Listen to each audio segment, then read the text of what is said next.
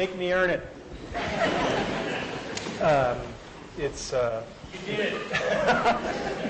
wonderful to be here. What Indira didn't tell you is that this lecture series used to be called The Last Lecture. If you had one last lecture to give before you died, what would it be? I thought, damn, I finally nailed the venue, and they renamed it. So, in case there's anybody who wandered in and doesn't know the backstory, my dad always taught me when there's an elephant in the room, introduce them. If you look at my CAT scans, there are approximately 10 tumors in my liver, and the doctors told me 3 to 6 months of good health left. That was a month ago, so you can do the math. So that is what it is. We can't change it, and we just have to decide how we're going to respond to that. We cannot change the cards we are dealt, just how we play the hand. If I don't seem as depressed or morose as I should be, sorry to disappoint you.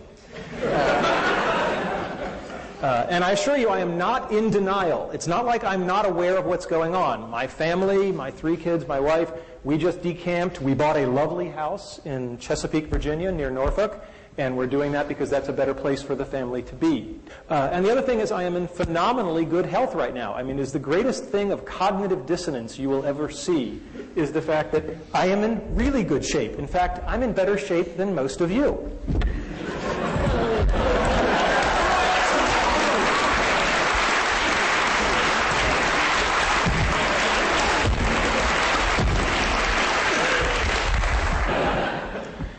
All right, so what we're not talking about today, we're not talking about cancer, because I spent a lot of time talking about that, and I'm really not interested. We're not going to talk about my wife, we're not talking about my kids, because I'm good, but I'm not good enough to talk about that without tearing up.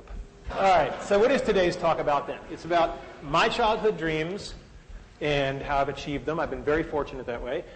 How I believe I've been able to enable the dreams, and to some degree, lessons learned. I'm a professor, there should be some lessons learned, and how you can use the stuff you hear today to achieve your dreams or enable the dreams of others. And as you get older, you may find that enabling the dreams of others thing is even more fun.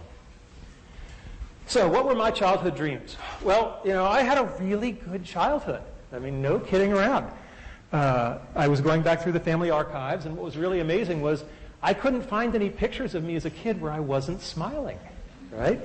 And that was just a very gratifying thing. So what were my childhood dreams? You may not agree with this list, but I was there.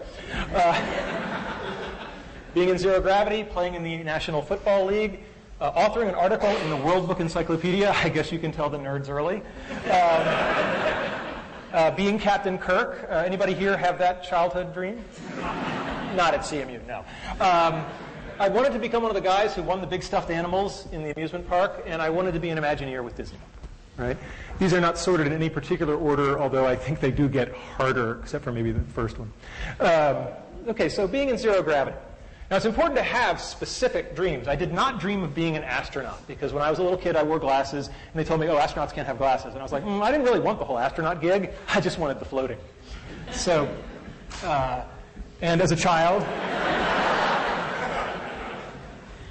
prototype 0.0. But that didn't work so well. And if you're curious about what zero gravity looks like, hopefully the sound will be working here.